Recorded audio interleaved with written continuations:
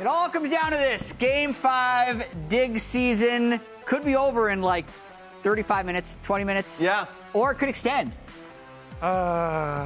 This is a long series, and I think it's pretty close, honestly. Yeah. I think 100 Thieves have been playing the fights a slightly better. Obviously, the ease of execution is definitely within like Dignitas's favor. But 100 Thieves, I think, have been playing quite well with the engage comps. And it's crazy. If I take a step back, I did not expect any of this to happen. Like the fact that we would go to a Game 5, that Dignitas would look as well as they did. You guys were the ones that actually predicted Dignitas to come into this.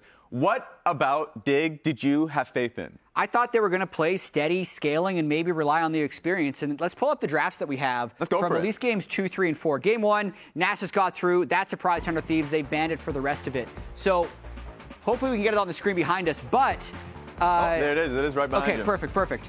Right now, we have to imagine Dig is going to be taking blue side again because blue side has won the majority of the games.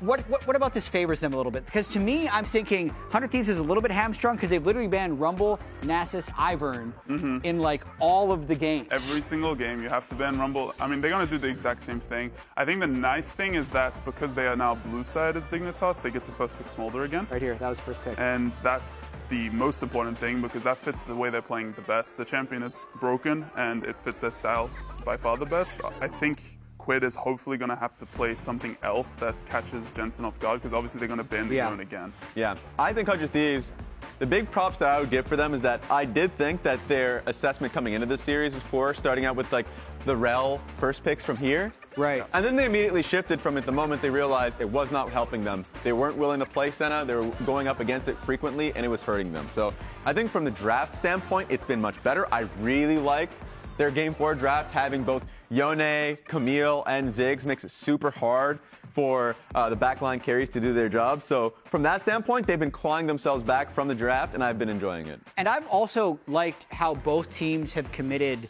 to seemingly the same style in almost every single game. Right. Dignitas is trying to hold on.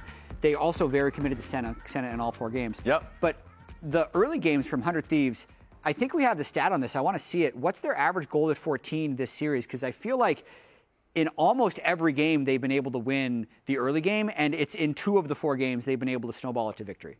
It's pretty insane. And I like as we're waiting for it, for me, the fact that 100 Thieves. Oh yeah. Yeah. Nearly 2K throughout the entire series.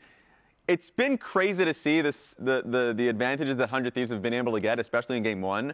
And then the team fights have been what Dignitas have been kind of coming out with, right? Yeah. So it's been a fun series. It's been fun to see the back and forth scraps. I mean, I think realistically, Dignitas isn't actually playing the fights better, but rather they're just playing comps that are way easier. I'm hoping to see 100 Thieves take away Amumu at least, if they do give over the Smolder, because I do feel like Amumu has been a big thing in jungle this series, and it's definitely shown a lot of priority. And I think the impact Amumu has had in the jungle role has been the strongest out of any other champion in the jungle. So. Yeah, and as we see the players walking back to stage for this Game 5, let's zoom back a little bit to the start of the day when we already knew that 100 Thieves 3-0 Dignitas to put them in the lower bracket in the first place. Weirdly enough, the instances where we saw a same playoffs rematch, the loser of the first series was actually 6-4 in the second series. That's true. Which is not necessarily saying like, wow, what a great 60% win rate. But when all of them had lost the first matchup, it's higher than expected. Right. So Dignitas got to absorb that loss a little bit and get their momentum back. But now it literally comes completely down to this game. A situation Dig was actually in last week against Energy in Game 5. True. Fudge, do you feel like their experience will help them in this situation? I think it definitely will help them, and honestly, the biggest difference I think will be the draft. I think because of the forced bans that 100 Thieves has, it's very likely that the draft will be favored for Dignitas, and I'm hoping that Amumu's being taken away and they play some sort of new pick into Smolder that can punish the early game. Yeah, and I mean, one would say that their experience has already helped them out. Yeah. The fact that they came into this series with a better draft read when that was what 100 Thieves were saying, well, going up against Dignitas the last time, that Dignitas didn't understand the meta or anything like that. And it seems like Dignitas has been better from that standpoint, better from a lane swap standpoint, better in team fighting. They have just leveled up throughout the playoffs, and 100 Thieves didn't expect it. And I feel like also, just as someone who's been watching the LCS and been part of the LCS since the beginning, I had this weird feeling before the Dignitas Energy Game 5. Yeah. Because the careers and the legacies of all these players on Dignitas are so storied, and they work for Energy as well. And somebody actually has to lose. And for Dignitas, there's definitely been this feeling for me throughout the entire summer split of it being possibly the last chance for some of these players if they do fail. So much does come down to their performance in this 5th game.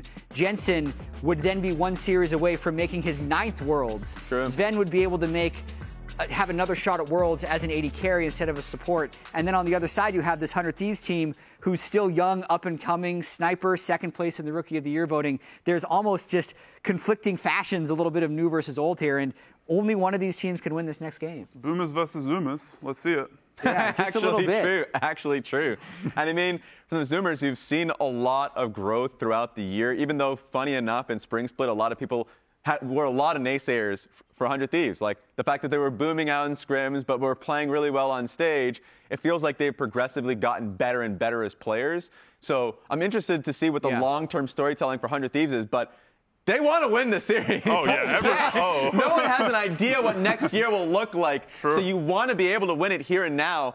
The pressure is compiling, and I've been liking their growth. Okay, Game 5, you've seen 4 games of data. That's true. Who wins Game 5, Raz? I've already left the dig ship, all right? You're not bringing me back on. Okay. I am staying right on to the 100 Thieves ship for this one. If I'm basing it off of the quality of play in this series from Dignitas hasn't been as high as I wanted it to be. They've fallen way too behind in the early games. But I will also say, I think the blue side advantage in this particular series is real because of how inflexible 100 Thieves is in their bans. And I think something like a first pick Smolder, if this game gets messy and goes to 35 minutes, would be the difference. So I got to stick with Dignitas from the start. What do you think, Fudge? I definitely think both teams are not good enough to be winning the game in 25 minutes, especially after seeing that last game. It was absolutely awful. So I think the Smolder will likely 1v5 if they first pick it this game. I'm hoping they first pick it. I'll be very surprised to see if 100 Thieves changes a ban. But that would be an interesting switch up. Maybe they do switch a ban out on red side. Maybe they don't ban the Rumble. They just ban the Smolder out. We'll have to see. Okay, it all comes down to this. Game 5, 2 Dig predictions, 1 100 Thieves predictions. Casters, take it away for the conclusion of the match. It's been a good one, but only one team can walk away the winner here. 100 Thieves looking to repeat what they did in the upper bracket, trying to take down Dignitas again. And Dignitas trying to upset the apple cart here and be the ones to move on. Spill those apples all over the ground. Get those all apples over the ground. Honestly, too, only one team can have a Amumu. So true. The Amumu flip here is Unless very we go real. Blind pick. The Amumu priority has been real. The in Amumu priority this has been series. very real. The Dignitas Senna has been very real as well. That one has not been contested at all by 100 Thieves. It's kind of crazy. So across all major regions in summer, 6 total Amumu picks. If we go 5 for 5 out of Amumu, like that's kind of nuts how different it is within this series. And do you guys think that that's going to be indicative of what we'll see in the rest of playoffs, or is it just something that's really enabling these particular teams or these particular comps? Personally, I think it's like just such an easy execution thing to go for. You know, giant wombo combo always has been for Amumu. So I think it's a little bit more towards this series. I still think it'll have presence, and it is like pretty strong. And one of these teams will keep playing, so exactly. And like Leandri's rush into tank is definitely good. So.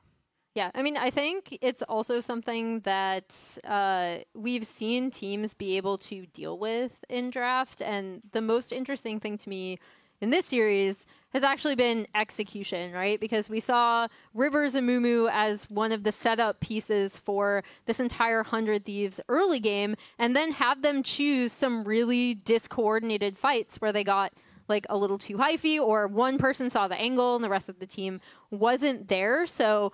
And then on the backside, I actually agree with something that Fudge said on the desk, which is, well, I agree with a lot of things, but this particular thing. Everything else she disagreed with. That's not true. But no, this particular thing was that Dig have been picking easier to execute comps. So even when they end up falling behind, because I do think 100 Thieves have had a better early game, especially in standard lanes. But then additionally, they had some really neat mid-game macro plays, and it's just been choosing fights that's really tripped them up when they get closer to the finish line. I mean, I think that's kind of the danger when you play these kind of comps that the 100 Thieves is playing. They've been playing so many drafts where it's like 4 melee champions, right? You have to commit. You throw your body in there to get the damage done, and that does come with those inherent risks. Finally, Senna going to be banned away here by 100 Thieves. They have identified that as a big problem. Azir, Yone, so 2 Quid picks from this series will be banned out as well towards him. So, Smolder or Nasus? Pick your poison here. Oh, and Mumu's going to be banned out as well. So a lot of the mainstays are getting banned out. That does mean more of these champions that have been getting spam banned are now going to be available. Yeah, and I'm really curious to see what this third ban is coming in, because we could end up in a situation where Ivern is up, where Nasus is up. Nope. They decide that Nasus is the big prio pick, but Ivern is up, which is really important, and Smolder is up, which is what Dig is going to lock in. Well, and especially that pairing, right? So now there's that little bit of pressure maybe on 100 Thieves to, do you want to take away Ivern? The answer is no. And I know this is a matchup that you really like into Ivern, Kobe, that Lilia. So do you think that's going to be enough to dissuade Dignitas from doing what we saw FlyQuest do against Cloud9? No, I think they're going. Just go Ivern anyway? I think Dig are going double AD carry with Ivern. Yep.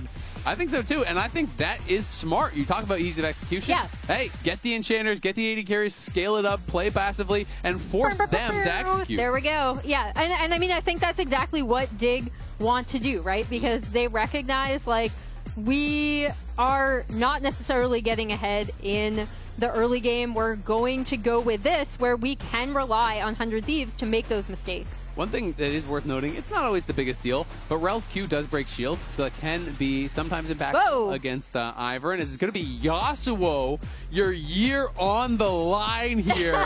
Quid is locking it in. You know what? Respect.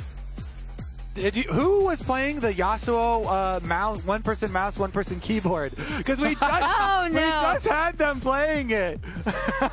That was a good one. I don't actually remember if he was one of the ones piloting it, but no, I think River and Sniper were the Lee Sin, weren't they? I think they were. Yeah, the other one was the Yasuo mirrors. And we have been getting some Yasuo, across different regions. Faker played it in Lost, Showmaker played it in one, and Knight also played it in a loss in the LPL playoffs. Was trying to see if there was any other ones I didn't remember, but no, those are the only ones that have been showing up in playoffs. So it's getting splashed in a little bit, but anytime names like those play a champion, people stand up and they take notice. Yeah, and I think I like Dig removing the Ziggs as well. That's been a huge part, especially in this last game, but also in Game 1. A really big part of some of these neat turret-taking plays that 100 Thieves have been able to set up. And the K'Sante ban, it's finally coming through. You can't let Licorice have that again. He has been smurfing on K'Sante across these last 2 series. Even if you just want to say, it's just a generic champ, who cares about K'Sante? You got to give the respect to how well he's playing on it. Well, he also is a pretty good Poppy, and Poppy's good playing against Yasuo. He might be looking for a... Oh, Poppy was banned. Well, there we go. Oh, I thought that's what you were saying. He would have been looking for it. They stopped him. Really? They closed his eyes. All right, what's the Licorice tank going to be? And then Tomo here does have to go... I mean, it could technically be a Yasuo bottom lane, but I think it's going to be in the hands of Quid. So Tomo here definitely... I mean, Ashe gives you initiation. Kai'Sa gives you some dive if you wanted to, and some more poke later. Ezreal also gives you poke. Double Trinity Force. Oh, Skarner for Licorice.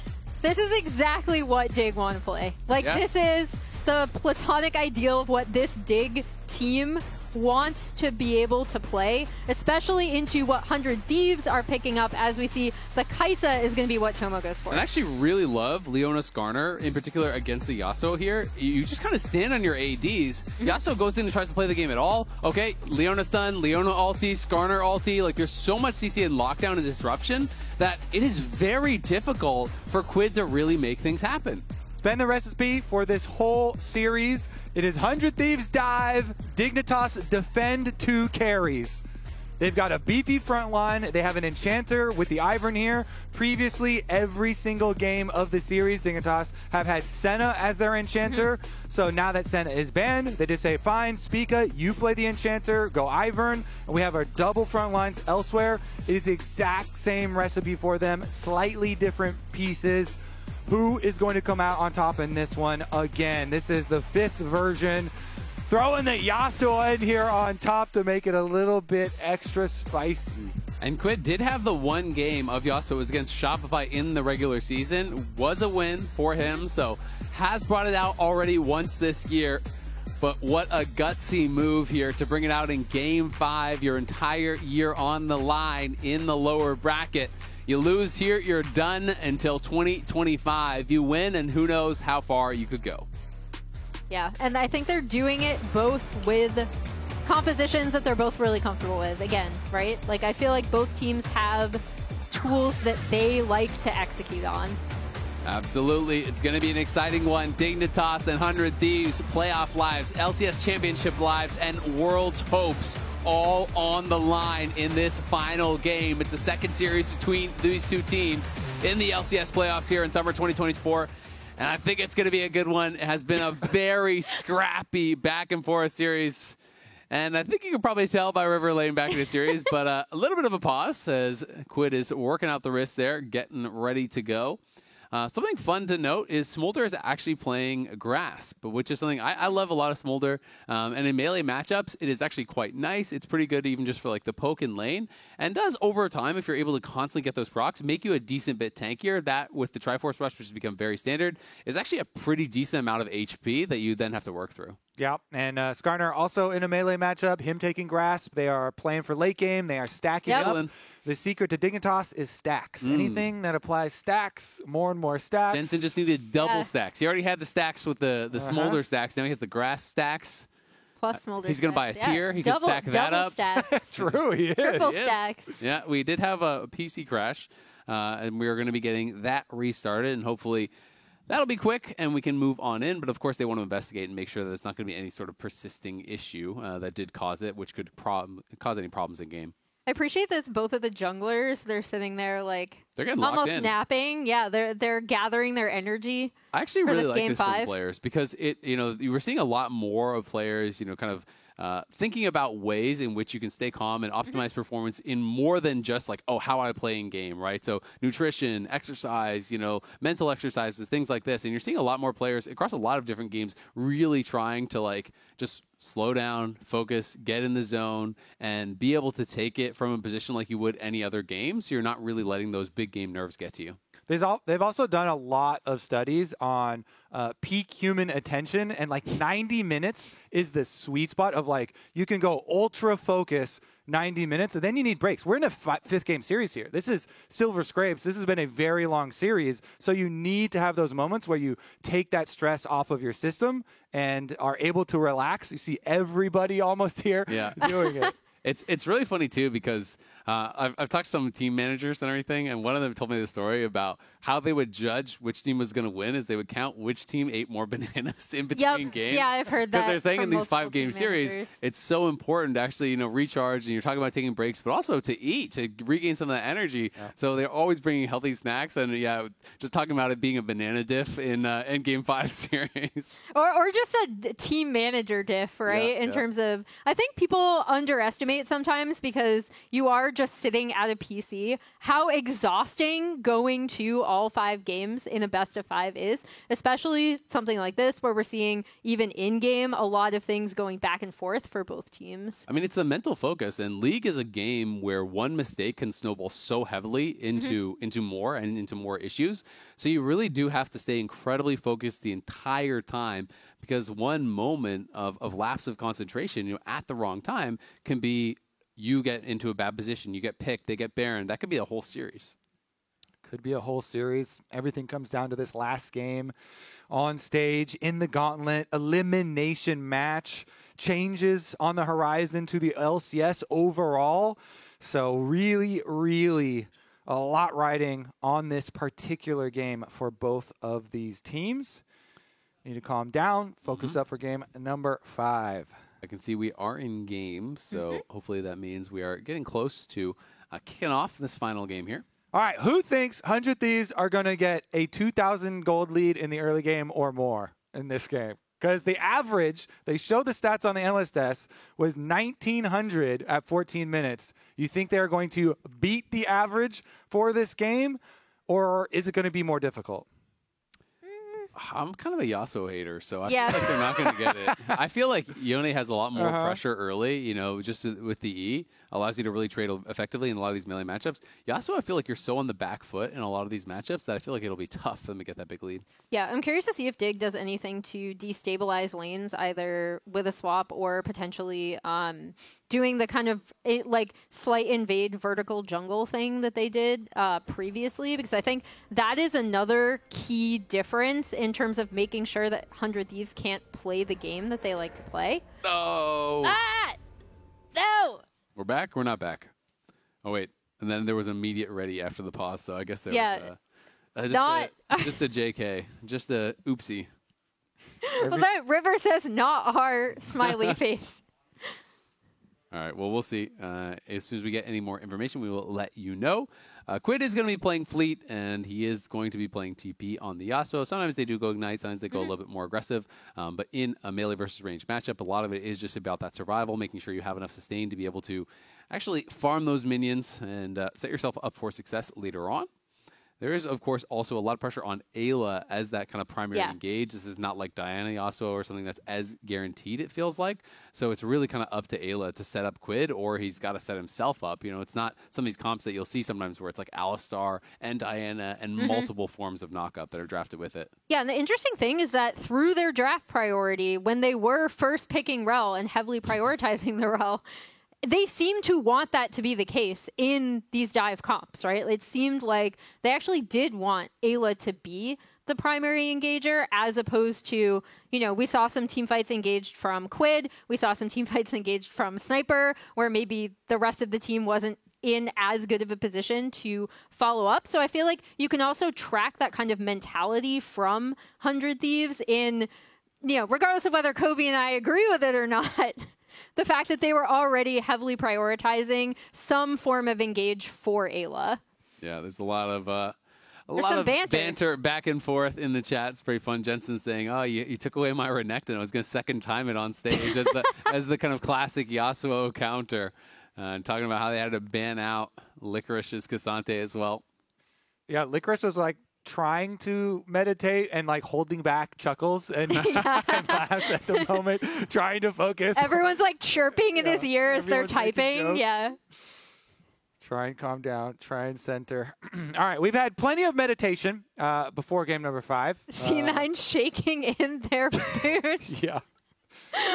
Sven calling it out. Facts. Both teams looking strong. We can all agree. I'm glad. All right, let's hear it in chat then. What kind of game do you guys think this is going to be? You can use the new LCS emotes to be reacting. We got the Absolute Cinema emote from Emily. Yeah, I want to use the Emily Dab one from the ad that we did. That was good. What's your emote, Kobe? Yeah, what's yours going to be? I have a cot emote. Okay, so we got Kobe nice. Cot, we got Absolute Cinema, and then we got my Cursed Nodders one. It's pretty good. I like the ones that have motion in them. Yeah, the motion ones are the best. All right, they're swapping out the PC. That PC is going to get taken out back, and you don't want to know what happens. Oh, no. I hope it's from Office Space, where you just get to just beat it with a baseball it's still bat. useful. Take out the graphics card at least. Yeah, actually, take out all the stuff that's valuable. The crash is on stage. LCS players get to take it out back. Do what they please with it. It went to a farm upstate. Yeah, exactly. Never to be seen again. We'll get a new one in on stage, or maybe there's already one up there. I'm not really sure, but it looks like the PC is having to be swapped out based on these visual cues that we picked up on. Yeah. Whose computer was that? Ayla's. He has based on some more visual cues. Don't worry. His screen is black. Don't worry, Ayla. Plays like that. Your computer has gone to a better monitor place. on for game 5, and then it's going to be over. Wow, he's been insane without He's been a monitor off the whole time. That's skill right there. That's pretty impressive. I'm not going to lie. Oh, we got a brand new computer. Look Name at it. that. Give it the same name and everything. Don't worry. Oh, that's kind of messed up. If one of your pets dies, Yeah, you're going to give what? it the same name and Kobe, pretend? Jesus. Name all That's their what the parents have to do. They're like, Ayla, this is your same computer. We just went and cleaned out the dust, okay? Oh, But no. Mom, it's a different color. Yeah. No, we just cleaned it off a little. Same computer, buddy. It's a little bit dark. Oh, yeah. What? I want to know what, Kobe, how many pets did you have growing up? Only one, turns out. Only one, Exactly. yeah. I only had one. He's had a dog. It It's lived lived for for 37 years, Yeah. Yeah. Yep, his name was Pepe. Like the frog? Yeah. All right, well, we are just waiting for this to kick off here. The PC getting set up there for Ayla, as you can see on stage. We're in Game 5 here, 100 Thieves versus Dignitas. Whoever wins here will be guaranteed to be in the top 4. Whoever loses will be going home in 5th place in the LCS playoffs. And, of course, Cloud9 going to be waiting on Sunday for the winner of this matchup to play for that final LCS championship spot, to be there at the finals weekend, and also for that last ticket to Worlds. Tomorrow, also remember, Team Liquid versus FlyQuest is going to be going on. And FlyQuest looked pretty darn good against Cloud9. They handled them pretty easily, it felt like, last week, I think, which surprised a lot of people. Yeah, I think they're going to have a tougher time against TL, but the cool thing about these teams is the developing rivalry between them that started in spring, right? Where you had TL coming back, winning the rematch in finals, but that first series is something that, talking to them on pros this past week, they both remember kind of fondly, with it going all 5 games, being at that point in time the bloodiest series we'd seen in playoffs thus far. We want that, not what the finals was. No. Yeah, Finals is I want more that. one-sided. I just want a banger. Yeah, I hope we're going to get it. But it's also hard because TL's been looking so damn good. They haven't had to play anyone as good as FlyQuest so far in the playoffs, but it is hard to know, is anyone going to really be able to step up and take down TL, because they've been looking so clean. They've been looking like one of the best teams in the LCS, really in recent memory, or even pretty long memory, honestly. They are looking so good and have been kind of improving throughout the year, which has been pretty exciting to see. It's definitely been a league, this split of really a big 3 teams, and kind of these other teams are really just trying to fight to see if they can, upset that balance here right at the very end. And these are the 2 teams that have been the closest to upsetting that balance. 100 Thieves and Dignitas fighting this whole split. Sometimes even some inner demons, and going through some struggles and trying to, relearn some different strategies here for themselves to bring out, once they do get their rematch, whichever of these teams do win. As they were bantering in all chat as well, they're sure that their future opponent is very scared after witnessing this greatness. I mean, hey, Cloud9 did lose the game to Dignitas in their first series of the split. Was C9 versus Dig. That was a 2-1. You can lose 1, you can lose 3. All I'm saying. Yeah. There you go. True. You just got to lose 1. You can dodge a ball, you can dodge a wrench. 3 No times problem. in a row. Yeah. It also has been interesting, like talking to Speaker and Sniper before this off camera, talking about how strong TL is, and them saying that, yes, they are scary. Yes, they are the default best team, but that no team in the LCS thinks that TL is like completely unbeatable next level, even with how good they've looked. That's been really interesting for me, and I assume that's something that comes from scrims, and also something that Spawn has made abundantly clear. He does not want the narrative to be that TL is this unbeatable Too bad, monolith, Spawn. because they have dropped so many times into against some of these teams in scrims. Yeah, I mean, we mentioned Dignitas got a win against Cloud9. They also got a win against TL. Those are both losses of the series, but they were able to win a game win. And that's, I think, early on, to talk about Dignitas' split a little bit more, I think people were really thinking, okay, well, yeah, sure, you picked up some losses, but it was losses to, Cloud9, Fly, and TL, and we thought they were really going to start running from there. But we are going to be handing it over to the lounge, so we're going to chat a little bit more about this series. There's some stretch. Thanks, Azale. Hopefully we get into game. I'm sure that's what both of you want to see. Head coaches for both Dignitas and 100 Thieves, Golden Glue and Mabry.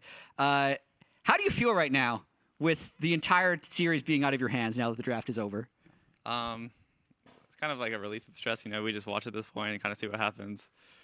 Golden Glue? Yeah, I mean, when we were in the hallway walking, I was just joking, we're both one Nexus away from off-season, from Azeroth.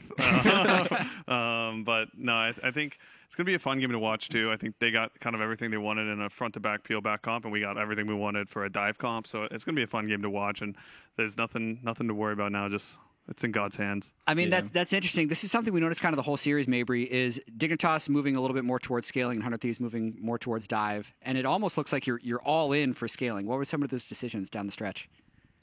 I mean, one thing that we kept in mind going into 100 Thieves is they're a team that likes to group and fight a lot, and we just definitely kept that in mind. I would say, although we have scaling, our early game isn't too weak. We have Ezreal, Leona, and Ivern, and the fighting around boss side is pretty strong 3v3. We try to balance that out a lot. I think in the previous games, when they had the Mumu priority and the champs that they were playing on bot lane, it is hard to take fights. So we try to like balance that out a little bit more in this game. And also, Golden Glue, you guys switched up bans in the very final game. You were kind of locked into those 3 bans this entire time, this time letting through Senna. And pulling out the Yasuo, I mean, what? I had heard Quid loves playing Yasuo, but to bring it out in a game 5, whose call is that? Yeah, I mean, as soon as like we finished drafting for game 4, I was already like, I knew that's the draft I wanted to do for game 5. I was already thinking about it, and like they're banning Yone, so you just got to pick the brother. Pick the brother. Pick the brother. Yeah, that's essentially what you got to do. I just feel like in the series when we had Quid on like melee versus range champion in a good matchup, that's like Quid's specialty, and he can really abuse like the strength of the Yasuo's lane versus something like Smolder. Yeah. Final question, guys. And knowing you're in game 5, knowing you've seen these last few games, you're probably going to be favoring your own team. But what if you had to put like a number on your chances of winning this game 5? In your heart of hearts, what do you feel, Mabry? 60-40 for us, I think. Golden Glue? Yeah, I'd probably give it 65 or 70 for me. Is how I feel. Oh, yeah. I'm just hoping for a banger game. What if it gets to 35 minutes? Yeah, I think it does a bit. Like at 35 minutes is the break point to where if it goes over 35, I'm like, ugh. You're sweating a bit. Yeah. And what if it's? I mean, how much with the team comps? This is how I picture the game going. Yeah. It's like if the early game goes stable and we're in control, we're probably gonna win. But if we like dive bot like last game and get triple killed, or like some second grab fight comes out and we end up like falling behind and it's hard to play side lane, then they win. What's the calculator in your head when the timer hits 20 minutes? How close does the game have to be to still be comfortable?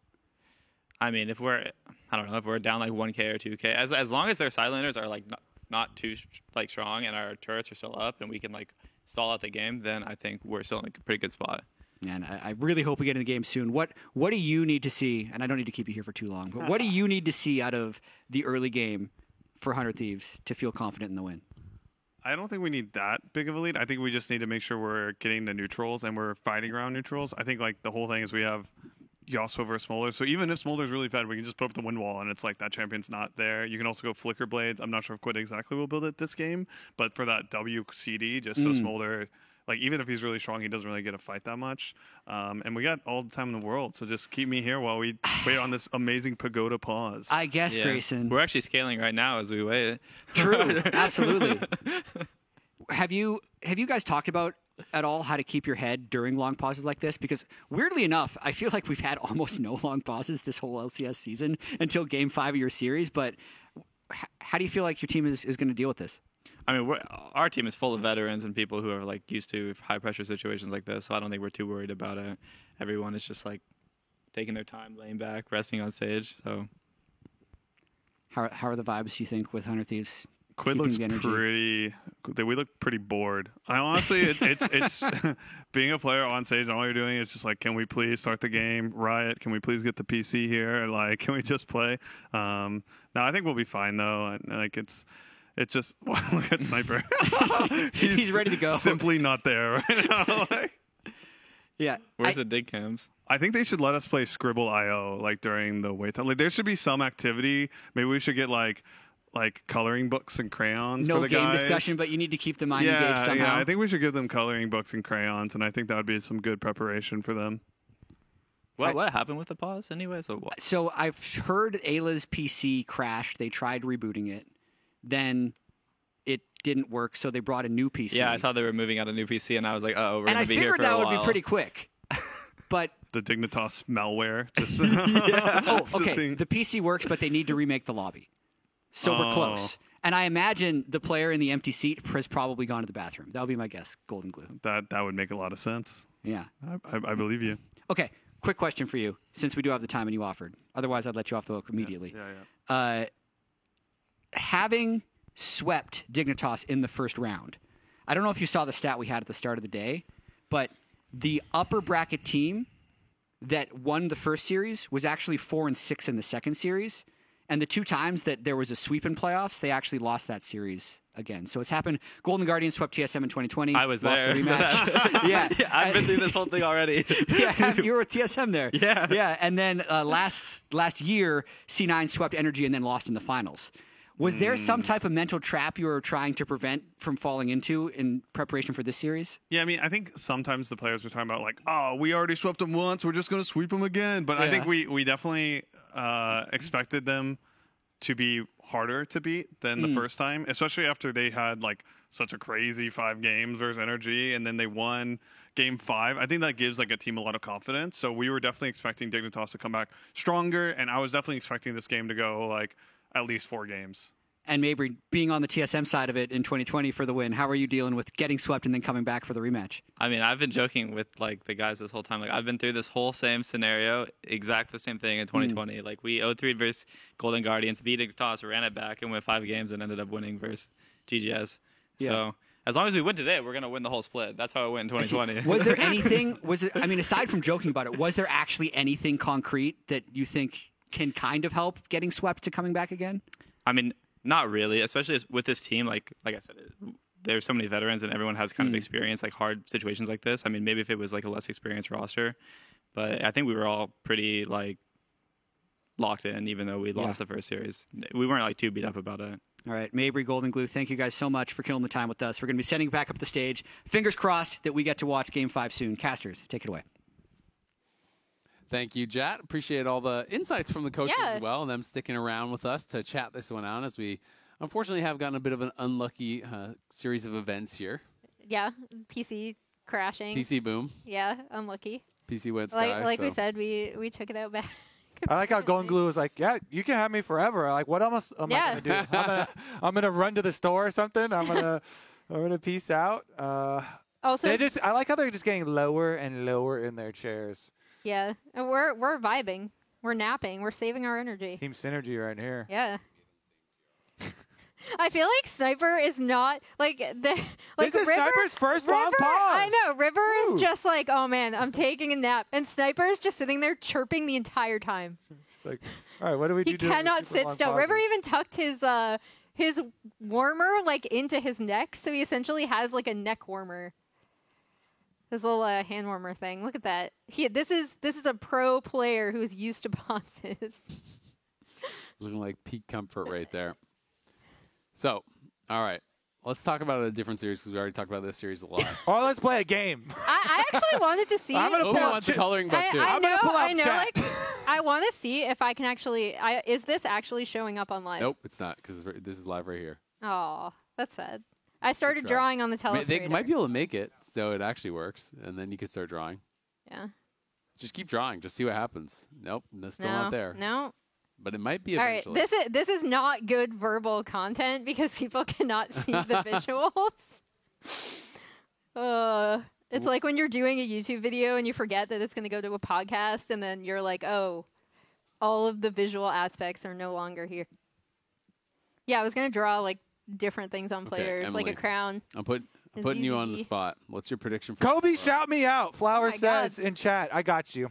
You ask for a shout out, I was like, wow, you're going to shout out some random person like that? No, Yeah. it's I am. Flowers. I'm actually Fair enough. I understand. some random fan. It's actually because he's a real big fan of me. Captain Flowers 22, Yeah, some random in chat. I'm a little biased here, so Yeah, shout out to Captain Flowers 22, budding LCS fan, in fact. There you go. Okay, All right. well, we are waiting for this game to kick off. We've got a piece on FlyQuest versus TL. I didn't want to lose the top jungle of FlyQuest.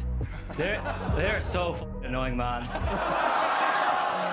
I think our game will be the heavyweight match. Nexus Whipple continues to survive and thrive. He pushes forward with FlyQuest. Every man still going. Impact gets the kill on Busio, but it costs them everything. There will be fists flying left and right. We'll be trying our damnedest to win that game. And Whipple tries the front line. Team Liquid will run them over. If you guys want to trash talk, be as good as this guy. I hope there's going to be a lot of kills, but we'll see. Just fight.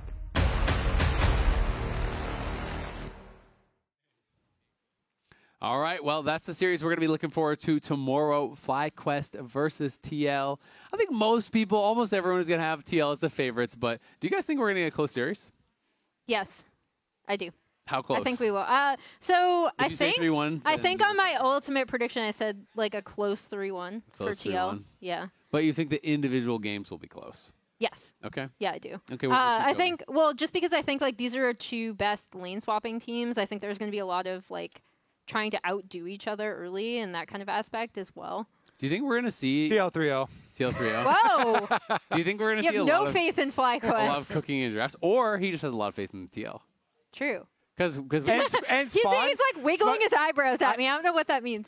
Spawn, I talk to Spawn a lot, and so he keeps on telling me, "Don't overhype us." Don't. That's what I said. We don't It's want happening anyone anyway. to overhype or anything. So I'm like, okay, I got you, bro. What was his prediction? Because you've told me that every single time he's given you a hot tip or True. a prediction, So he has like a been wrong. 90% failure rate. Yeah, Like, he's it's just been always wrong. completely wrong. He hasn't predicted his own games, but the Okay. first time that FlyQuest played Cloud9, he was like, oh yeah, FlyQuest going to win it. Cloud9, obviously, with the 2-0. Opposite. And then in the second one, he's like, okay, yeah, we wake up, FlyQuest, they're definitely going to lose. It's going to be Cloud9 3-0.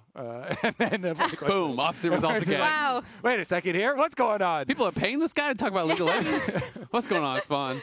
I'm Get also- together. Wait. Now, he was saying how like NA has caught up to Europe in his latest interview. So That one's going to be right. he's just cursed us. No, at that one's Worlds. going to be right. It's okay.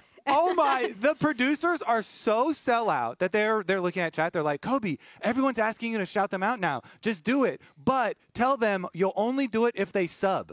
Oh, What? wow. Kobe guess can be producers- bought for the low price. of- Producers are trying to cook the numbers. Well, I mean, I just was told to shout anyone out who subs now. So I guess Wait, how much? my How much boss does just subs told me cost to, these so days? I will. They're like because it went up again, didn't it? Okay, they said as long as your name is appropriate. Oh. All right. Well, sorry Does guys. that Yeah. does that apply to any internet users, No, or it we just doesn't. take like 50% of the users out? Wait, Yeah. there's Liam, our stats guy. Leo the Chosen. That's We can't him, talk right? about him ever since the Liam incident. You know? Oh yeah, that's true. Yeah. That's true. Yeah, he's We're off limits. feuding. He's off limits. Well, I can't feud with Liam though, because he got me those like cool stats where it was in lane swaps versus not lane That's fair, swaps. and he after, could just give us the after wrong I stats went intentionally to and sabotage us. manually. Shout out yeah, to Tygoon 12.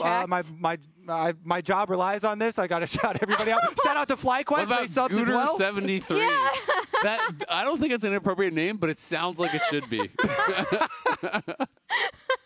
Shout out I am Marcy, another sub. Oh my Oh, gosh. here they come. There yeah, you go. wow, Should have sold out Kobe. earlier, Kobe. Kobe, you are getting us paid. So are you Apparently. getting a cut of this, It's- Kobe, or it's how's it William. working? I think I should have someone negotiate because they just sprung this on me really Well, Get- you quick. should have your negotiated agent before you involved. agreed Yeah. to do it. Yeah, Now you lost your power. Can you be my lawyer? Like, get in there, Isaac. You've got comms with producers. We'll read all Yeah. the names. We'll get it. You negotiate the fees, and we'll split with you. Okay, Okay. okay, So fair, me and fair. Emily. All right, Yeah. let's get reading the rest of these. There's too many. They're too fast. Arcus TV. Forte lulls, right? Nice, Is that how you nice. say that? I see one name. I've got an well, update. I can't say that. Yes. They are back in Champs Select, so they are drafting through. It is going to be League the blind? same picks and bans. So hopefully that will not take too long. Click faster. I'm watching Kodor them. 1926. I hope that you were born in 1926. Respect. We got the LCS boomers in appeals to chat, all man. ages. Wait, they would be 98? We got Dignitas on stage. Batman 56. All right, how long do I actually need to do this? 'Cause That's As long as between you think and it's funny. producers. Okay. Yeah. If it's no longer funny, no longer obligated. producer just said only Boom. 100 more. Only Oh, 100 more. good luck with that. Maybe we do an executive call. Yeah, we're halfway through the draft, so that's the update now. We're in the second phase of picks and bans. They're Oh just my again goodness. locking through everything. I wonder if they remember what all their bans were, and that's why they're going slow on some of the bans. So like, wait, what did we ban here? Oh, because you need to have it for like I posterity. think it's You supposed can't to be just go exactly, through yeah. and You don't just ban random stuff. send a message to the enemy team. You know, Yeah. like we did in the Spell it out. the U.S. Canada match. I'm sad I missed that. That was too bad. Honestly, our producer's kind of smart, though. We are farming. So There you go. We're rich. I see one that I really want to say, but I can't say it. Unlucky. Too bad. What about Real Creature? That's kind of close. You know, I actually love Creature as an insult. Yeah, same. That's a good one. Yeah. That guy's an absolute Because that gets creature. through the filters. That Yeah. got through my I filter. feel like Yeah. I feel like I would like just reverse it and take it as a compliment. I feel like, yeah, Someone I'm calls really you a weird. creature? That's great. I accept You're an this. absolute I am OPL an absolute and LCK creature. It's We have- You we are, have a you do- we are have a up in doctor in the chat wee as hours well. of the night yeah. watching all the VODs. Yeah, LPL finals last night. Mm-hmm. It was a fun time. Yep. That's where we saw the Smolder Zeri matchup again. Yep, as we said, that's how the matchup goes. Apparently. You just I get did. solo I had kills. the matchup completely wrong. Yeah, you did. What about this one? Sniff the diff. You get a pass, but a warning. But a warning. Okay. Yeah, you can kind of tell. Oh my god. Yeah. You knew what you were doing there, Kobe. I did. Oh, that's great. Caught. Yeah, got. Wow. I feel like this is going to be a challenge of who Give me a heart who attack. can try to get something We're not through. doing a new computer again. No. Just Champ Select finished, and then it counted all the way down. It goes to 60 after all the Pixar bands, and finished. It went to 0, and then it went to 164. And I was like, well, it's not supposed to be counting down like that. But then it launched, so we're good. Yeah, as long as it launched. There we go. We are in game here, finally, for game number 5. The much anticipated conclusion of the Dignitas versus 100 Thieves series is happening right here, right now. Ooh, what are we going for here? Shenanigans. Invade? Watch it be a 30-minute pause into game decided level 1. Oh, no, don't do it. Immediate Don't invade do into it. Pentacle. But then we can always go with the narrative of, hey, dig scale. So even go. if it is, you think decided by an early play. Mayberry did say they were scaling as we spoke. Actually crazy. In the pause. If you start the Gathering Storm, when the pause starts, your mom sees the brutal, savage rap. That took me back to like 4th grade. Speaking of inappropriate words, come on now, young man. I always love how every time they go to in the player comms, instead of dropping an F-bomb, he's like, frick. Yeah. Gosh darn it. He does a better job of Yeah, me in terms of making sure he doesn't accidentally swear on live broadcast. All right, well, we are going to get standard lanes here, it looks like, as both teams sending their bot lanes down towards bot. Quid, starting with that E, dashes in, procs the bone plating, which is pretty nice, and we'll see how aggressively he can actually play this matchup. Obviously, Golden Glue was talking about him as a specialist in these range versus melee matchups, and we'll see if that does come to fruition for 100 Thieves, who are really going to be depending on him, I think, with this comp. Yeah, and I thought it was cool that Golden Glue came out and said, I knew as soon as we got to Game 5, they banned the Yone. This is the comp that we want to run. So, again, showing a lot of confidence in his players to be able to play stuff that they're really well suited for.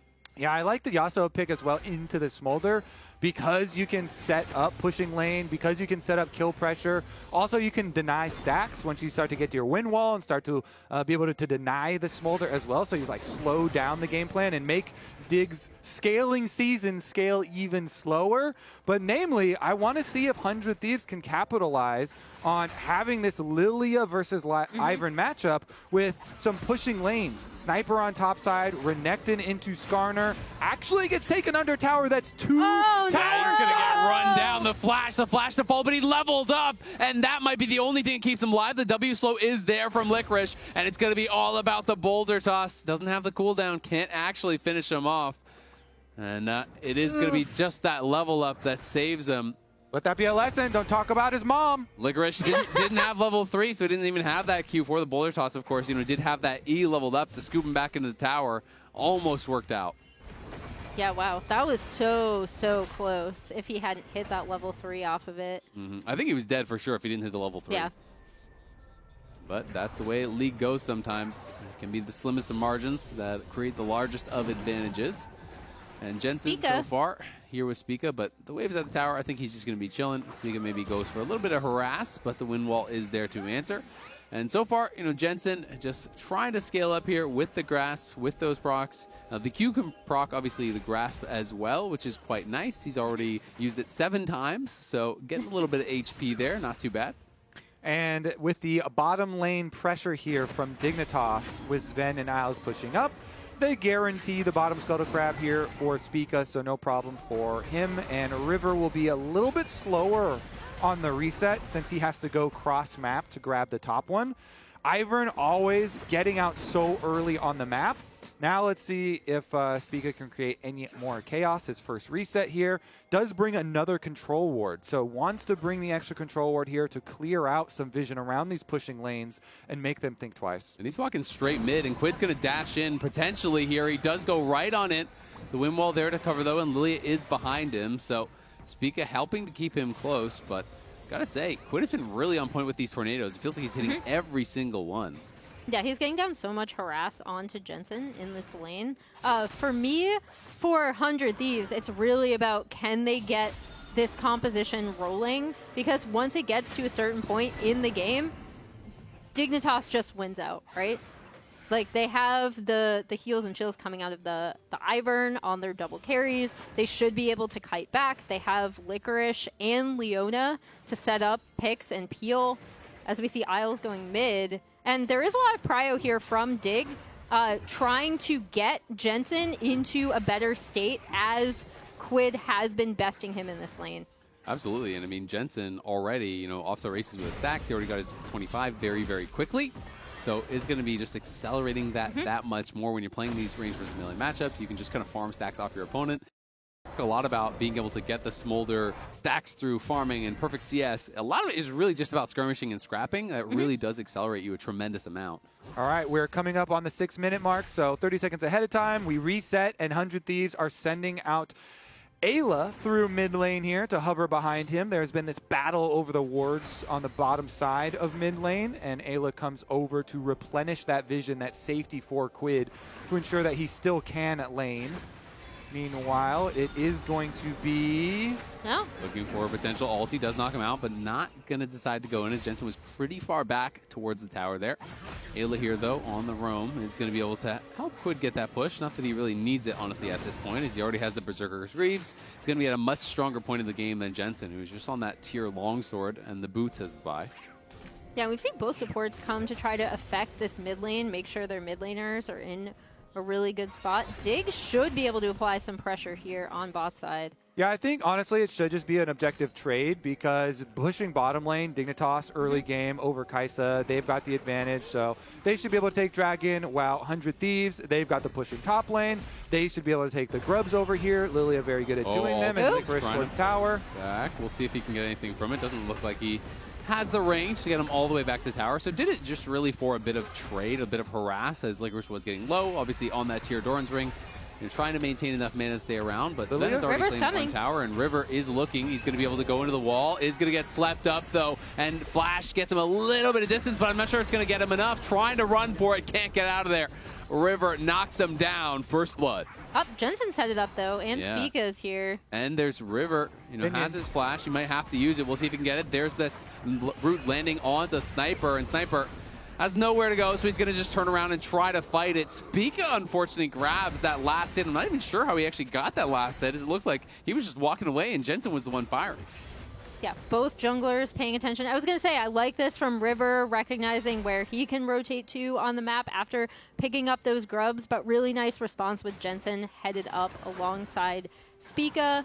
And Jensen is now going to take over this topside wave where Licorice is going to cover mid. Yeah, they actually accomplished their first goal here for 100 Thieves. This is playing off this pushing topside, this Renekton. So this is kind of expected, though, because you know you're doing an objective trade. So as the Dignitas side, you know that River is up here doing Void Grubs. There's nowhere else that he should or could even be. And so Licorice just stays around a little bit too long, and it's all about hitting skill shots. River hit the first skill shot. He got that Swirling Seed. That allowed him to get the sleep. Then the second skill shot is Spica hitting his Root Collar onto Sniper. And so some of these plays being afforded by, good execution on them. But Golden Goose like, man, we stayed around just a bit too long. Couldn't quite get back out. The reset there as Spica came up through lane, and Jensen went over. Honestly, though, trade of kills. Lilia gets first blood. Ivern gets a kill. They're pretty happy about that, I think, overall on the 100 Thieves camp. And we'll see if they can continue to try to accelerate this game, as the coaches were talking about. Mabry, the Dignitas coach, feeling comfortable as long as it was within, say, 1,000 to 2,000 gold, he said, at 20 minutes. Yeah, and things are pretty close, right? We're only just short of 9 minutes in. So the big thing is whether 100 Thieves in the next like 5 minutes or so before turret plate falls can try to get Wilds is more up gold here, and onto their Licorice going to carry. throw the ulti and just bring him right back in. But Sniper's able to flash out. The CC chain, not perfect. There was that slight gap that allowed him to flash to safety. But honestly, I don't think they would have had the damage for it either way. Really like the use of that timing with their bottom lane constantly pushing this whole game, and Ezreal being so safe. Isles knows he can leave Sven a little bit earlier, and you saw Ayla arrived at top lane, but it's just after the play, and so they did get their flash out. I wonder if it is going to be punished, because obviously Licorice's flash was used when Spica came to come gank, so they just kind of evened up in that area. And honestly, Dignitas pretty happy with the beginning of this game, not dropping too much. Yeah, and we'll see. River's going to pick up this Drake while topside is getting pushed in, so that will be 100 Thieves' response, which is, you know, good for them cleaning up some more early objectives. Also, well, we have a support leaving the area here as Ayla's able to jump out, but we also have not 1, not 2, but 3 tiers on this team for maximum Dignitas late game stacking. The We're Fimble, crying so hard right now. the Fimble Winter build for Licorice for Skarner in the top lane is kind of necessitated since they did the mana Spica's nerf. here, and the wind wall's down, so this could be problems. Mom going to tear through. Quid, though, running off to the side here. Looks like he should be fine. River arrives, and it's just going to be a bit of harass there, and that's about it. Yeah, nice long distance little swirl seed getting in there from River. Again, River is really good at recognizing when he has to come in towards his lanes. We'll see if Dig look something on top side as they go for this next pot of grubs. Sniper has TP, and it is unleashed now at this point, so he could join. He's going back to base. We'll see if he can get here in time. Dignitas will grab the first one. The question is, can they get more? There's the TP coming in now from Sniper. Quid stayed around, but he didn't get back to base to actually heal up, and they're going to stun Sniper into the wall. Do they have the damage to actually finish him off? No one is really with them, so they're so low on DPS. They use all their CC, but now the turn, it's on to Jensen. The flash forward from Ayla, the killer instinct to follow it up from Tomo. This is Dignitas biting off way more than they could chew. Licorice and Spica running back to that tower. It's 2 kills, though, 400 Thieves. Sven poking away on the side, trying to create a window for them to go back in. We'll see if they can find it. Shifts in. Rivers in that pit over by the grubs. And Sven arriving, lands enough damage, and now Isles has respawn. Dignitas might actually be able to take these. Yeah, because Jensen has teleport. Jensen will respawn here, full life on the Smolder. River at least is able to yoink 1, and it is critical because you get your 1 Void Might spawn with just 4, so they are able to get that 1, as well as the extra kills. Now, Mabry, the coach interview during the pause did mention specifically second grub spawn and being a little worried about giving over extra kills to 100 Thieves. But 100 Thieves were trying to get the Sniper this entire time. He pops his ultimate, and so he is able to survive to buy enough time for the rest of 100 Thieves to get up there. And by that time, Dig were so committed into the river that Tomo Killer Instinct, him and Ayla are able to kill Jensen as they're rotating up through the river. It's like, felt like a little bit of tunnel vision from Dignitas as they were rotating up to it, and maybe even got baited in by Sniper's teleport in the middle, and the rest of 100 Thieves kind of positioning like, oh yeah, we're just doing grubs, go ahead, go all in on Sniper. And they kind of got their trap play, their second grub spawn play where they get a couple extra kills. Then you look at it afterwards too, they're still racking up money, more turret plate money, the topside tower is just getting demolished.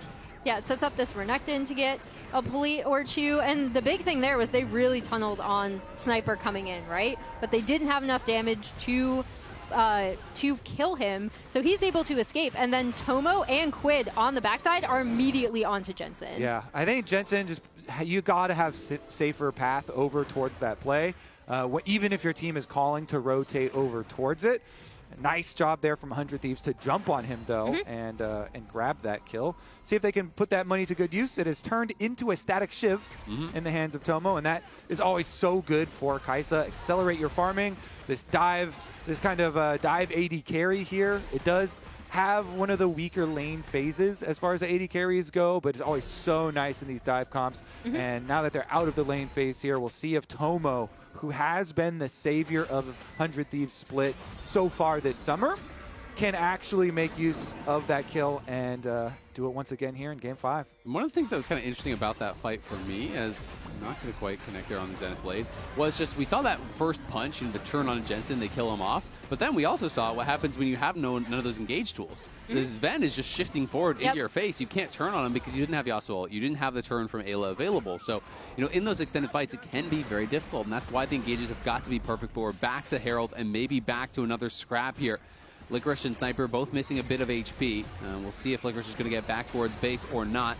Quid playing around that pit, trying to stack up the Qs. He may look for an engage here, but it's sidestepped nicely from Sven. And now the True Shot barrage across multiple members does help to chunk them down. And it's a smite fight, and they do get it on the side of the Ivern. Jensen over the side. Mom comes in, trying to tear him to pieces, but the wind wall blocks it. And Licorice is in trouble on the other side. Tomo and Sniper are able to burst him down. And now the sleep is there. It's just on the Leona, but Isles might get left behind. The engage comes through onto 2. Jensen, though, shielded up by the Ivern. He's surviving, and he's trying to turn this fight around. Sniper goes in, gets a kill on Leona, but it's going to be at the cost of his life. It's a double for Sven, and it's a 1 fight for Dignitas. And that's exactly what you were just talking about, Azael, in the setup to that fight, right? When they're able to do so much damage from the backline, watch how much this is able to chunk out with Sven, and then Isles going in. Spica gets the smite from the Ivern. Jensen and Sven throughout this are able to just kite back and do damage from range, even with Sniper frontlining pretty well. Not only did Isles go for the initiation there too, but he ended up with his Zenith Blade on top of the eyeball. So Spica hitting the smite and then him picking up the eyeball. But this is my critical point. There is obvious comms desync here for 100 Thieves. As Sniper goes in to grab the kill here, and the rest of the team is already long gone up the river. That will give 100 Thieves first rotation on this Drake as a response. But I mean, like, I feel like Dig are very, very happy with where their team composition are in, especially if they're able to get kills off the backside of these fights this early on. Honestly, I would really like to review that fight again, like slow-mo with comms for 100 Thieves, because you have to think, if you're playing it on the edge, when Sniper goes in, 2/3 HP almost Renekton for that kill, and the rest of Dig are forced to burn him down. The rest of the team apply like no pressure. They're already kind of on the way out. It really makes you wonder if they had been able to play even more on the knife's edge to get any little extra out, because they've got 1,000 gold lead and they have 2 dragons here, but the Dig scaling in this game is crazy. Oh, Jensen's going to TP top. He couldn't actually get to that bot lane tower, and now Licorice going to set up the dive, as Skarner is so good at doing. Sniper, no chance at fighting back in that situation. Knocked against the wall, ulted up by Licorice. It was Quid pushing down in bot lane, and they were threatening a dive on Jensen, so he just stayed back by the tier 2 tower. TP's cross map, looks to make a play there. Yeah, good recognition from Dig where they could apply pressure, right? Because as you said, Quid was on the bot side of the map taking that turret. He's probably not going to TP in to protect this. So yeah, really, again, I like how Dig are matching 100 Thieves in a lot of these skirmishes, in a lot of these fights, and looking for setup, just because they are in a very good position with this composition as compared to what 100 Thieves kind of needs to do in the next few minutes to try to snowball ahead.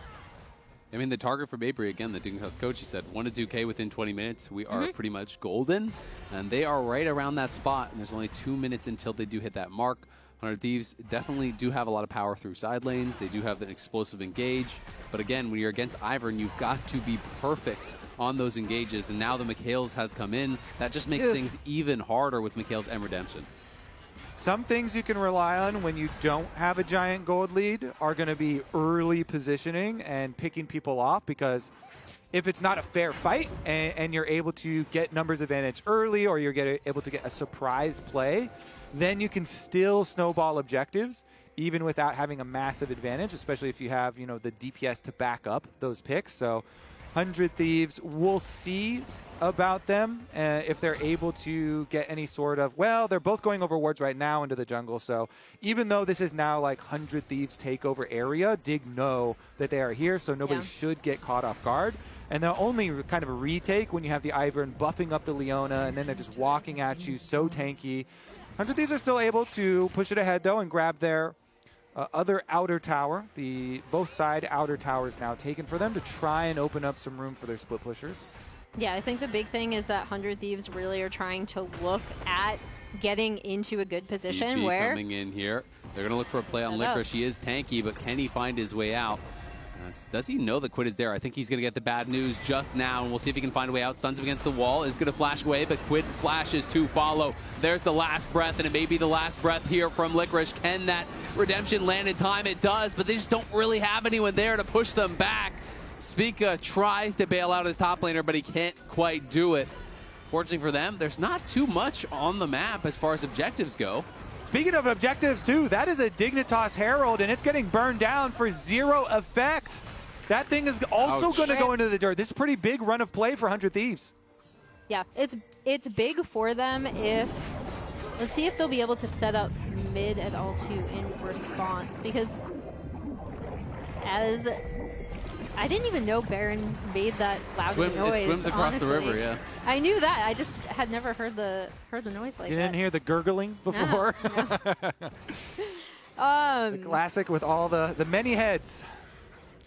But yeah, I think it's a nice play for 100 Thieves, but I still think even with the gold lead, right, Dig are in a pretty good spot if they can get 100 Thieves to step forward and fight them.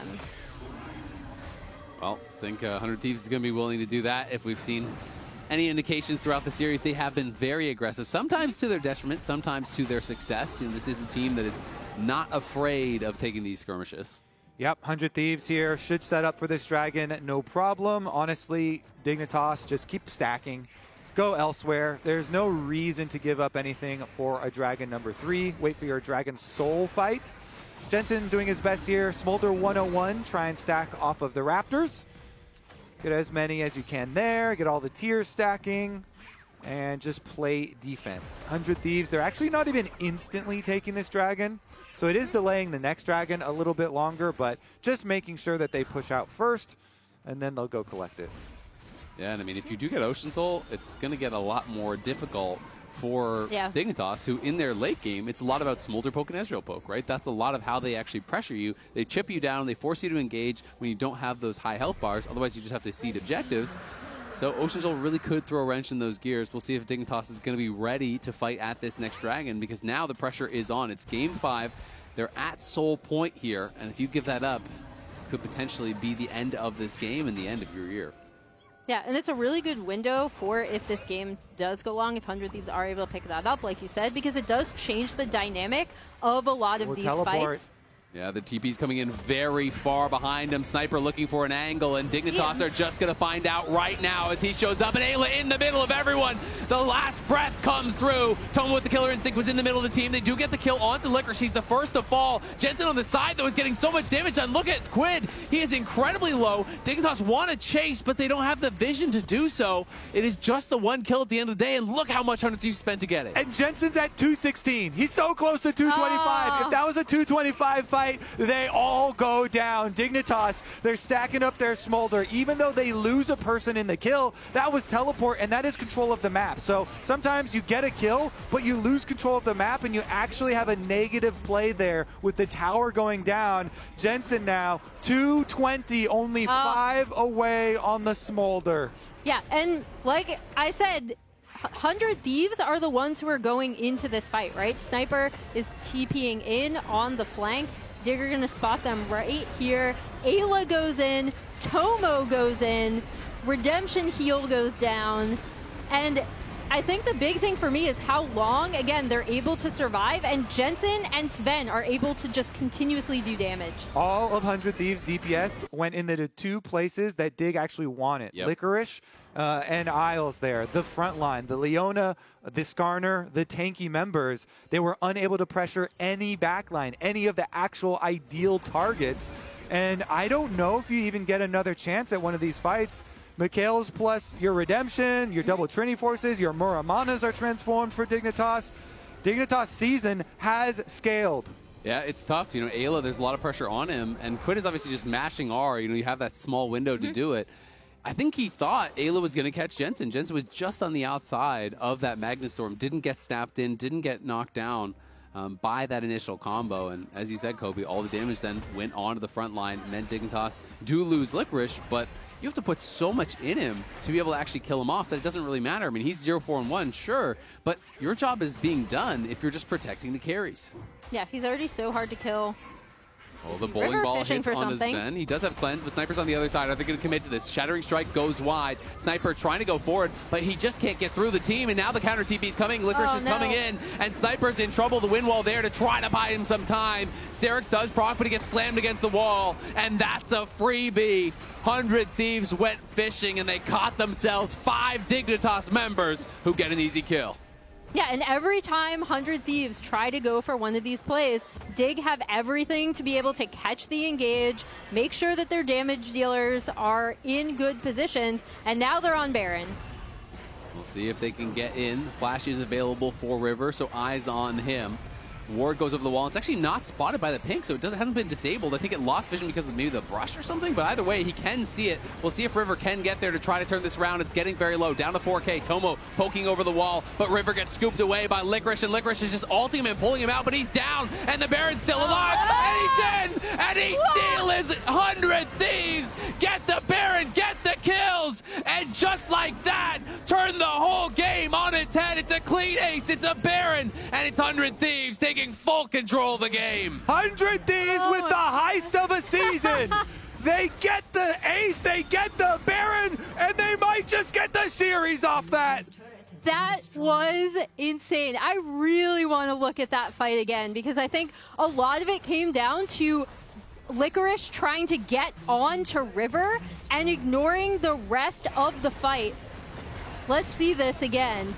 So it's a break point between Baron getting at 4K health. It's not low enough to instantly burn down, but now you get the lead in the team fight, and the sleep really delaying that. Then Tomo instantly can follow up on it. Yasuo can instantly follow up on it from a screen away, and to boot, River's got that smite. That's rough. I mean, so many things went wrong for them all at once. Licorice is saying, okay, I'm going to ult the enemy jungler. We finish the Baron. Yeah. But then the 3-man sleep comes in, delays them so they can't actually finish it off. The wind wall blocks out so much of the damage, and they are pumped up. Look at the relief there on Golden Glue's face. River is crazy with it. The Lilia there, triple man sleep into stealing it. Really masterclass, even with Licorice going straight for him. And now they get their dragons. Yep, here we go. Now they are going to get classic Dig. Oh, no, it wasn't Dig, Baron throw. They're going to get Ocean Soul now, too, right? Which is kind of the worst thing that could have happened for Dig in this game when you're relying on this scaling team composition to, again, catch the engage, be able to kite back, redo DPS from poke. 100 Thieves are in a really good position now to close this out. Absolutely. 100 Thieves are looking incredibly good here in this 5th and final game, poised to try to knock Dignitas out to end their year. They're sieging on the towers. Sven trying to do his best to push out these minions to try to get the poke as he can, but Ezreal's wave clear leaves a lot to be desired, and 100 Thieves are coming from all angles. They have the soul, so the siege is never going to stop. With the Ocean Soul, you're going to be staying at full health. You have to win a fight from full HP, and Dignitas are down 8K, so it's so difficult to do that.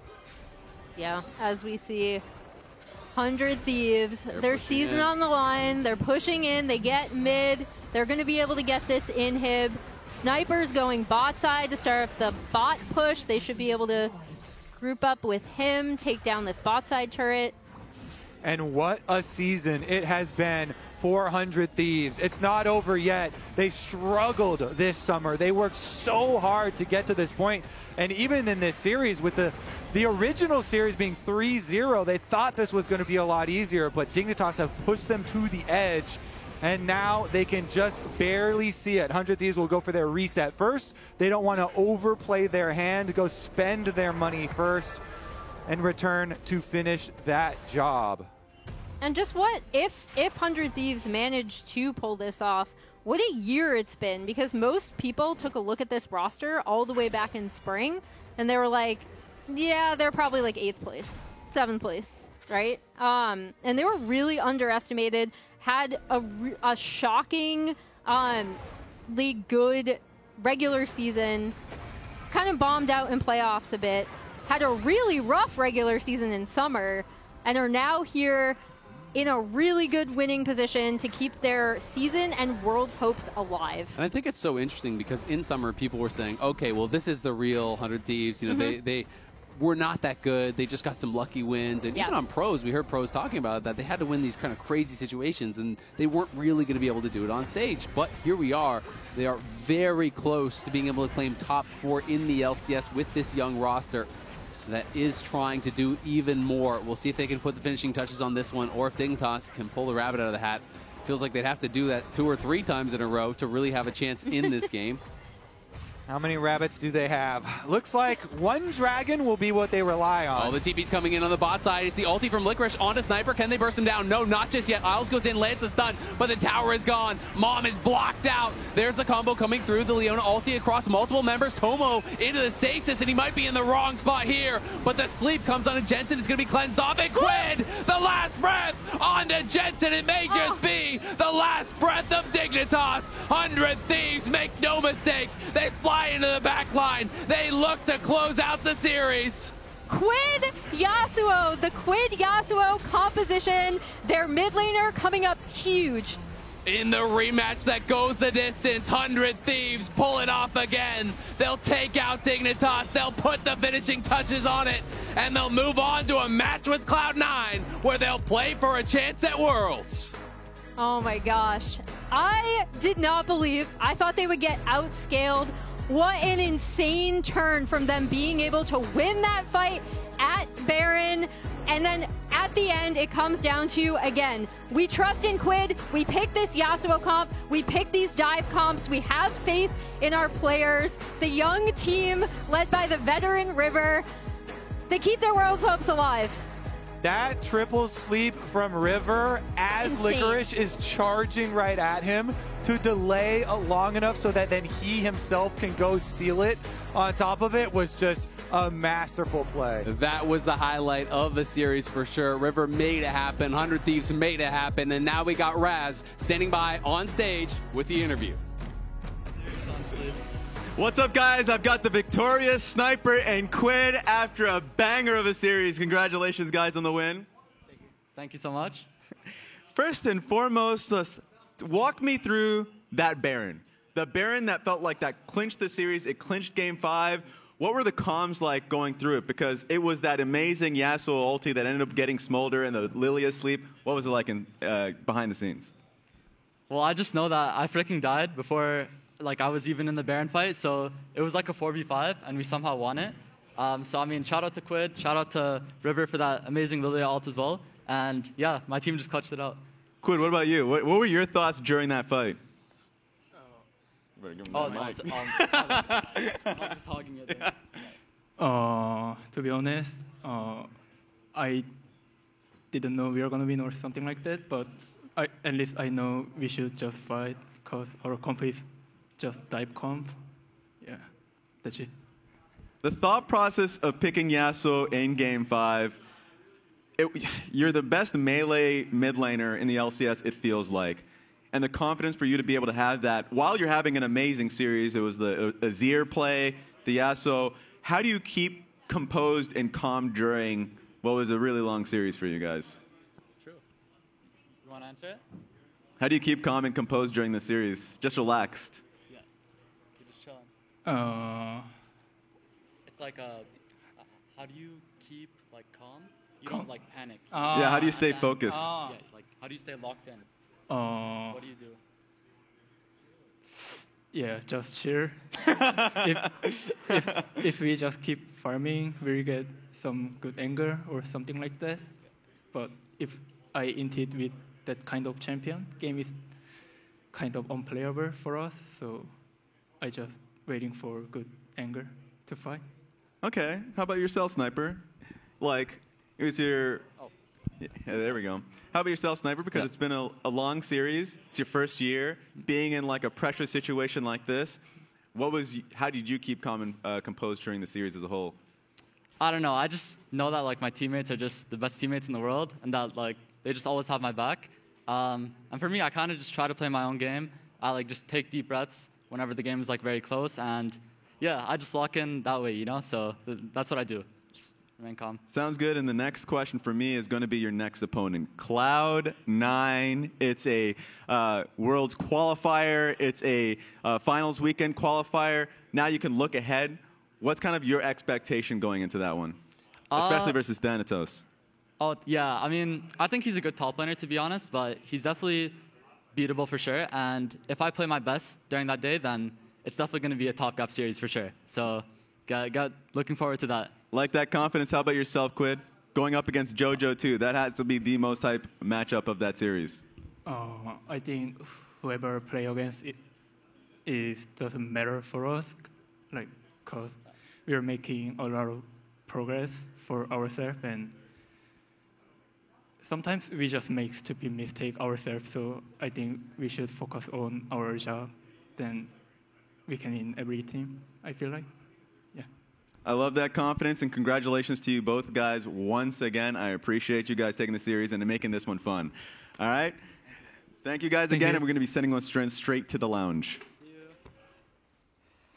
Thanks for that, Raz. Congrats to 100 Thieves. They move on to play Cloud9 on Sunday, who Fudge is helping coach as well this split.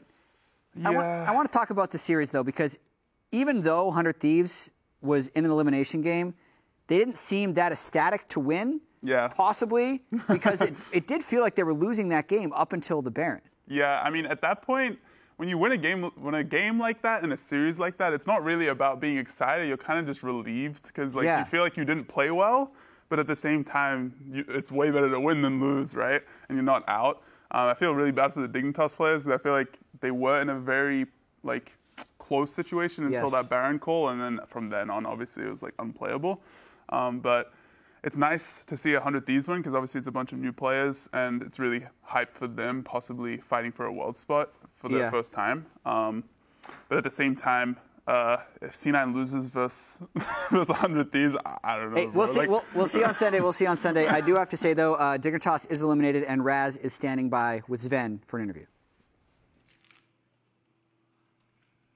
Thank you again, guys. I have Sven with me. Thank you again for giving me this interview.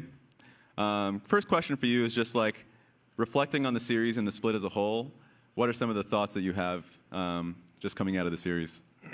I feel like we were our own worst enemy most of the split. I feel like we took way too long to figure out how we wanted to play, and we were kind of like too many chefs in the kitchen. One guy has one opinion, one guy has another opinion, and we never really compromised and found a way to play until the very end, and then it was kind of too late, I feel like most games we don't lose because the end does something crazy. We just lose because we are either too afraid to fight. For example, last game, Kaiser was all about power spikes. I have Triforce Merman, I'm stronger. He has Static Shift Ginzus, he's stronger. And we didn't really fight in our timers. They fought in their timers. And then it's just in general, I feel like we never really clicked as a team. And that was the biggest problem for me to split this series. I think we were a little too afraid to fight when we were stronger. And that's our downfall. That's why champs like Amumu that are really easy to play, just hit Q, press R. Yeah. We're good for both teams because both teams are kind of bad, to be honest. But yeah.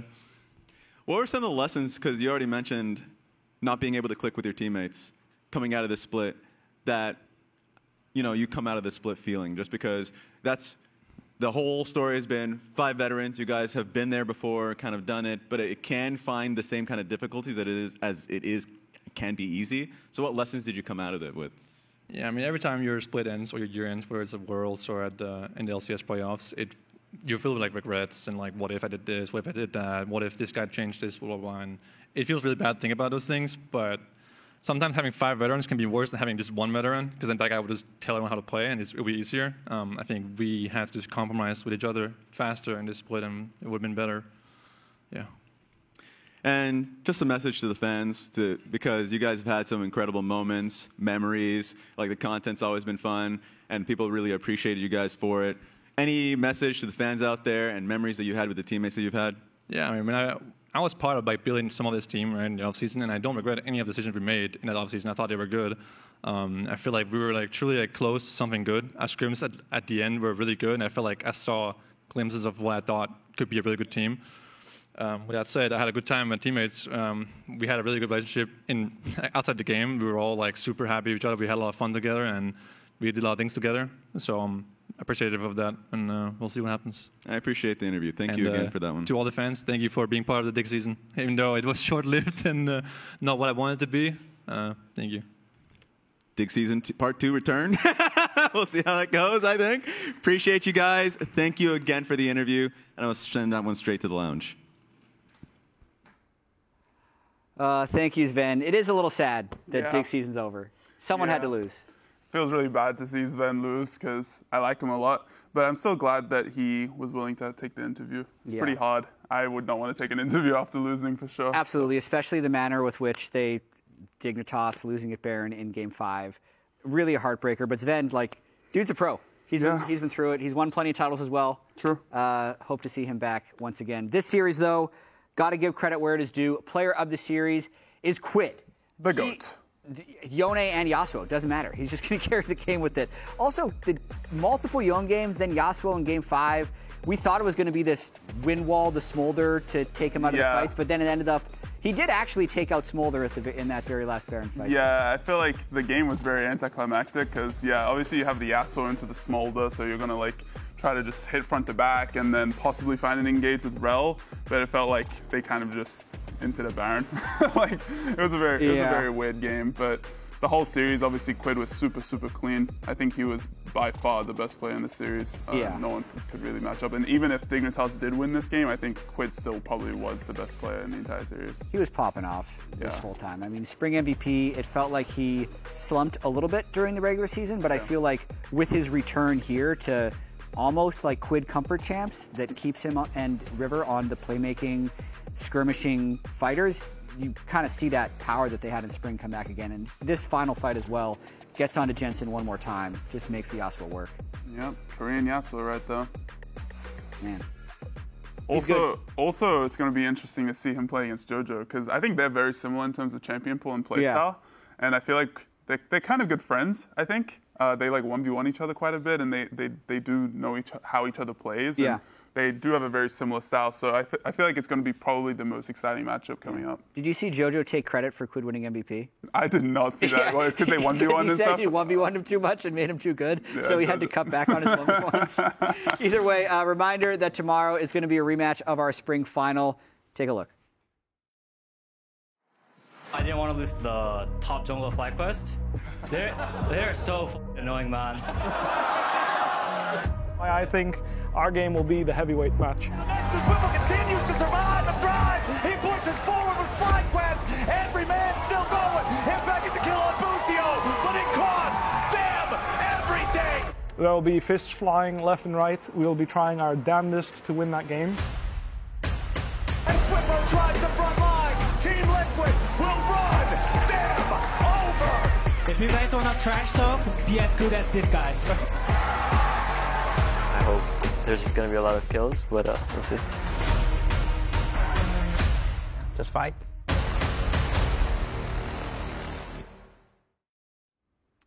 Winner of that match will guarantee their slot in the championship game on September 7th. Here's a look at the bracket. And Fudge, while we have you here, what's the prediction for TL Fly tomorrow?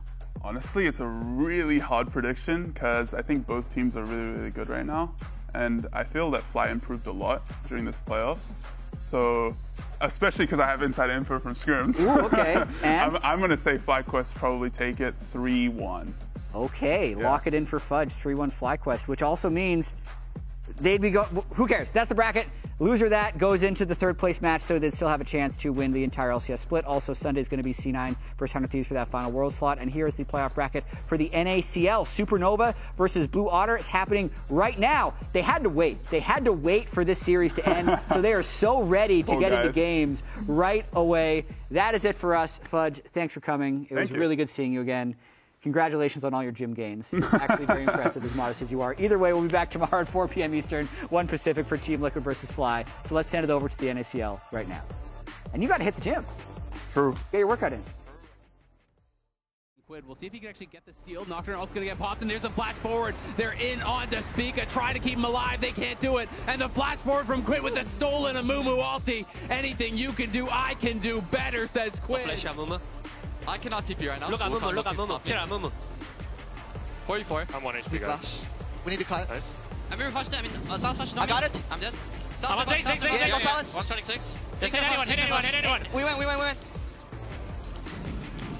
Nice, good shit. Top, wait, 5. TV. I'm slowly coming to Nice. you. You can find him. River, I'm here with you. Look fight is good. I'll come, Griff. I saw multi. Hey, look, can we look Cassante. We can look their chunk. We can look their group. We can look their group. Got you, baby girl. Anything? Stop 5 bad. seconds ult. If I will die. 2 seconds ult. Yeah, look me. I can W. Look me. Go. I can't fight him. I flash out. W and fire. No, run. W2. I'm peeping behind. Fight is good, guys. Fight is good. Marco's one I'm coming right now. He's dead. Look Kalista. We can win. Corki. Don't W Corki, guys. Don't W. I'm going Kalista. Robot, go forward. Yeah, go forward. I'm on him up here. Yeah. I'm dead. I'm going Jarvan. Yeah, actually. Yeah, we went. Look at me. We can still beat That's it. Smurder coming. Yeah. Can you get out? Tana here. Probably not. We can win this, guys. Holding here. It's really good. Really good. I'm stuck. Oil's behind us, but it doesn't matter. Yeah, it's fine. Go forward. I move yours. Fine. I'm going to maybe. Is this dead? No, he's not. Yeah, I think he's killing you. Here. Look center. Senna. No flash. Look, Cassante has all, guys. Cassante has all. I'm cooked. I need to flash. They're really offside here. They're really. Yeah, it's all you guys. Okay, Play slow. It's all you guys. We win this. I'm actually going to look off the replay as Licorice is fighting against Ayla. He's going to get hooked in. We're back. And now Licorice in a lot of trouble. Dawning Shadow comes in over the top. He's going to go all out. Oh, you on here, guys? You're in here. Camille will die, I think. We need help with back. Camille might die. Okay. As well. Then a flash. Can you ulti? I'm 1 HP. It's all you guys. Huge. It's huge. I say to about. Your mom sees the brutal savage rat. I had to hit him with it. Gonna get slapped up though, and Flash gets him a little bit of distance, but I'm not sure it's gonna get him enough. Trying to run for it, can't get out of there. River knocks him down, first blood. Wall, but River gets scooped away by Licorice, and Licorice is just ulting him and pulling him out, but he's down, and the Baron's still alive, and he's in, and he still is 100 Thieves, get the Baron, get the kills, and just like that, 100 Thieves with the heist of a season. Here, but the sleep comes on Jensen, it's gonna be cleansed off, and Quinn, the last breath onto Jensen, it may just be the last breath of Dignitas. 100 Thieves, make no mistake. They fly into the back line. They look to close out the series. They'll take out Dignitas. They'll put the finishing touches on it. And they'll move on to a match with Cloud9 where they'll play for a chance at Worlds. No. It was I didn't do that, bro. Wait. Don't end yet. I want to buy my item. Please don't end yet. Why do you guys freaking end when I say that, bro? Whatever. Team go up. Void out for next.